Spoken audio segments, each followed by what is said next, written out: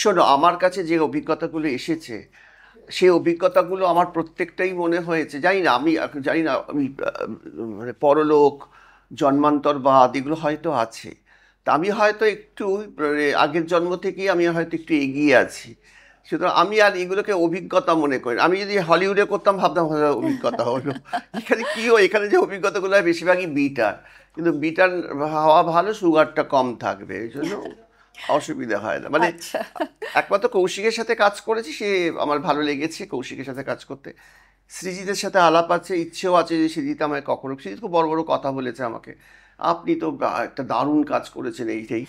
কিন্তু আমি দারুণ কাজ করেছি, এখন ও আমাকে যদি একটা কাজ করে আমার ভালো লাগবে, কিন্তু আমাকে কেউ সহজে ডাকে না হয়তো, মানে আসলে আমাকে দিলে তো আমি এমন একটা জায়গায় পৌঁছেছি যে তুমি যেটা বলছিলে, যে আমাকে যখন যেমন কৌশিক যে কাজটা দিয়েছে মানবী, মানে আমি কখনো মানবী মানে আমার বায়োপিকটা হুম, দেখাচ্ছে। একদম। বা আরেকটি ছবিতে করেছি রাজশ্রী দের ছবিতে, সেখানেও আমি একে মানবী, হ্যাঁ। মানে আমার ওখানে উপস্থিতিটা হচ্ছে আমার এই সামাজিক যে জায়গায় আমি নিজেকে প্রতিষ্ঠা করেছি। যেমন শ্রীনিকেতনের মমতা শঙ্কর শাড়ি পরছিল, সেইরকম ব্যাপার এসছে।